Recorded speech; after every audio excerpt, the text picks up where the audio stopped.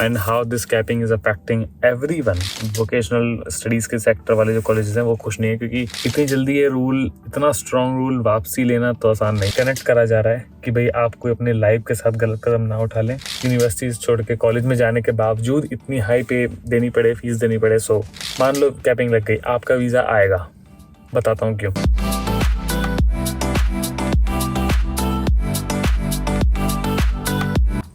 Hi guys, hello and welcome back to another video. This is your Caps Log and today we are talking about current visa scenario. क्या है? What's the current visa scenario?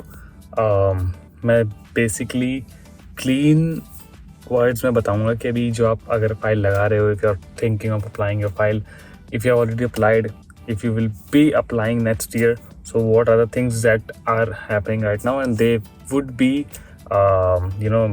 targeting your files and जो आपकी file पे affect करेगा। So these point should be important in your mind set. तो इस चीज़ को ध्यान से सुनो। मैं थोड़ा हिंदी और इंग्लिश का मिक्सचर करके बात करूँगा ताकि जिन लोगों को समझ में नहीं आती हिंदी वो इंग्लिश समझें, और जिनको इंग्लिश नहीं आ रही वो हिंदी समझें, और जिनको दोनों नहीं आ रहा कॉमेंट मी, DM मी और इंस्टाग्राम और एनीवेयर। ओके, सो मैंने कुछ चीज़ें लिख ली हैं पहले से ही, क्योंकि मुझे पता है ये चीज़ें इंपॉर्टेंट हैं और मैं भूल जाऊँगा, तो इससे बेटर मैं आपको लिख के बताता हूँ। और आज जो हम मेनली बातें करने वाले हैं that's mainly on international students capping and how this capping is affecting everyone.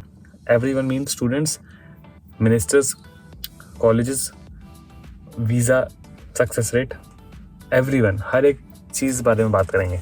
ठीक है, सो कैपिंग जो फिलहाल पिछली कैपिंग वाली वीडियो जिसने नहीं देखी, just to inform you, just to brief you, capping is like a number which is 2,70,000 international students that they can only come in Australia in 2025।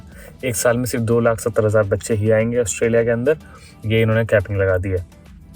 And international students पे ये affect करेगा from 1 जनवरी से ये affect होना शुरू हो जाएगा। सो पहले कॉलेजेस की बात करते हैं। तो कॉलेजेस की मीटिंग हुई है, सेनेट बोलते हैं, सेनेट मीटिंग्स, मतलब बड़े बड़े कॉलेजेस वगैरह उसमें भागीदार होते हैं। सो उनके साथ मीटिंग हुई है, उस मीटिंग में पता चला कि the universities are okay but the colleges which mainly have the VET sector, they are not happy.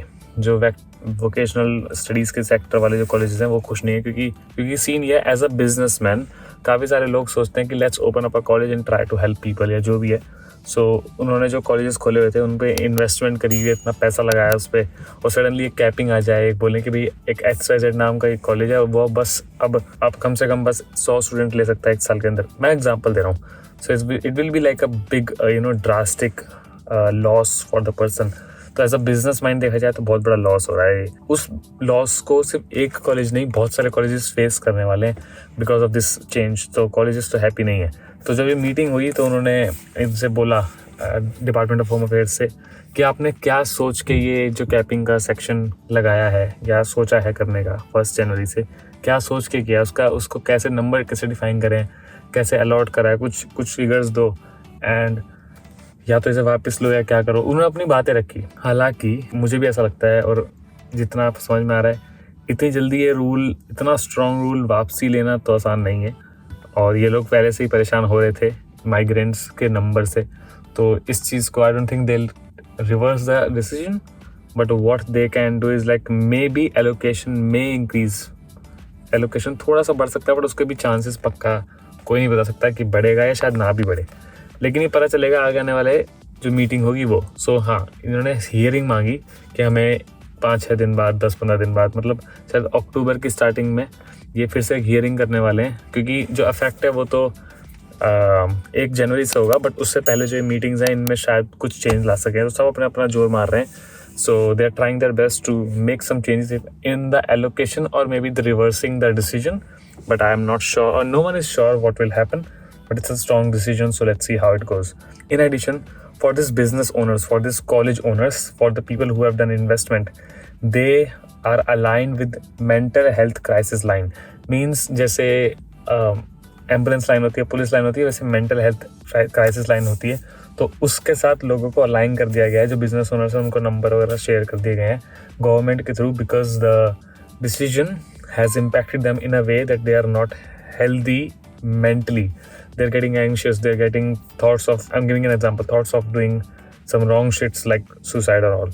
तो ये लोग ये सोच भी रहे हैं कि हम अगर ऐसा कदम ना उठा लें अपने ऊपर, हम एंग्शियस हो रहे हैं, तो इन लोगों को कनेक्ट करा जा रहा है कि भाई आप कोई अपने लाइफ के साथ गलत कदम ना उठा लें। सो अगर गवर्नमेंट आपको मेंटल हेल्थ क्राइसिस से अलाइन कर रही है, मुझे ऐसा लगता है कि ये डिसीजन वापसी नहीं लेने वाले, क्योंकि कैपिंग लगा के ही मानेंगे। ये डिसीजन इसलिए नहीं ले रहे क्योंकि जो पहले से हमारा जो डेटा चलता हुआ रहा है माइग्रेंट्स का, वो दूसरा जो फेक फाइल्स लग रही हैं वो, फिर कोविड, इतने सारी चीज़ें हो चुकी हैं। एंड स्पेशली ये अगर ये कर सकते हैं कि मेंटल हेल्थ से अलाइन करा दिया लोगों को, लेकिन डिसीजन पे हियरिंग डाल दी, मीन्स ये खींच रहे हैं समय, और 1 जनवरी आते ही शायद आपके ऊपर कैपिंग लग जाए। ओके, तो ये तो जो बिजनेस ओनर्स हैं और कॉलेजेस हैं उन पर इफेक्ट पड़ रहा है, ठीक है। एक इफेक्ट और, लेकिन वो स्टूडेंट वाला सेक्शन बताते हैं, बट स्टिल। एंड ये कॉलेजेस मेनली क्या पढ़ाते हैं? Vocational, obviously diploma, advance diploma, इन तरीके की जो स्टडीज़ होती हैं वो। ओके,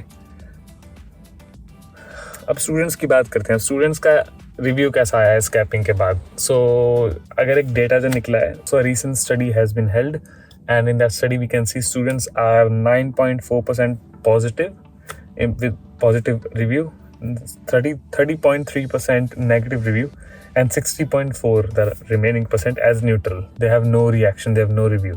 Students का ये इस टाइम है, लेकिन हाँ एग्रेशन है लोगों में, क्योंकि नेगेटिव अगर 30.3% है तो the students are not happy because they were thinking or maybe they were having an idea of someone coming in the nation कि वो आएगा and they will change their course, but that's not gonna happen if this rule is gonna be active.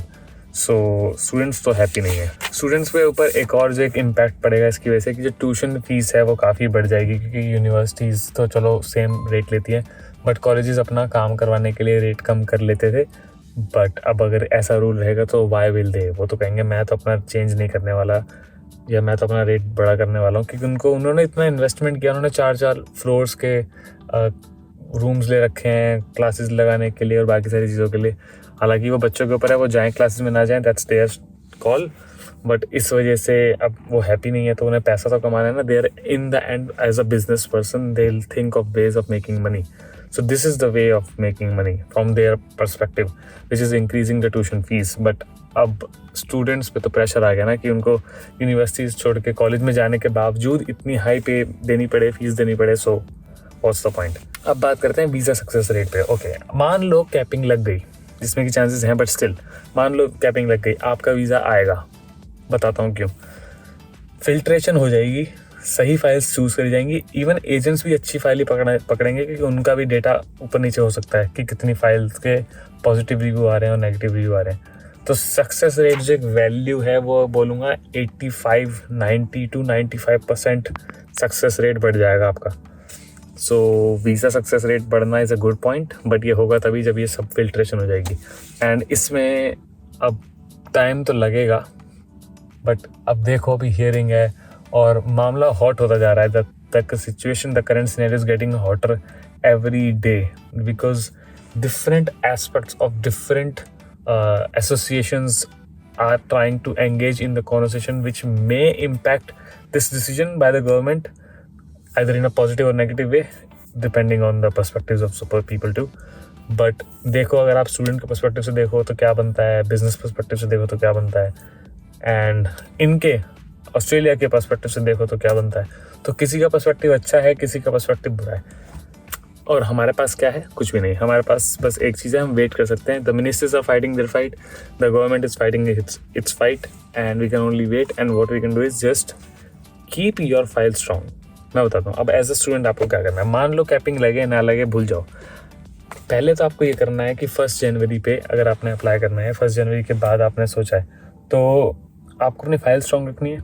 आपको ये मान के चलना है कि गिनती के रूम में चेयर्स हैं, रूम में जाना है और बैठना है, सही चेयर पे बैठना है। उसके लिए आपको रिसर्च करनी पड़ेगी।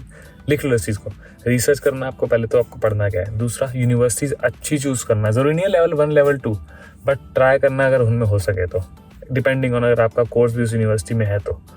दूसरी चीज़ हो गई। तीसरी चीज़, एकेडमिक्स स्ट्रॉन्ग, जितने आपने पढ़ाई करी है अच्छे से दिखाना उसको, और जितना भी डॉक्यूमेंट्स होते हैं उन्हें ऑथेंटिक रखना। फोर्थ, विच इज़ फाइनेंशियल्स, अपने फाइनेंशियल जितना स्ट्रॉन्ग रखोगे उतना आपका फ़ायदा, उतना आप दिखा सकते हो आप जेन्युइन हो, राइट। 5वीं गैप ईयर नहीं होना चाहिए। मैं हर बार यही पॉइंट्स बोलता हूँ क्योंकि यही मैटर करते हैं।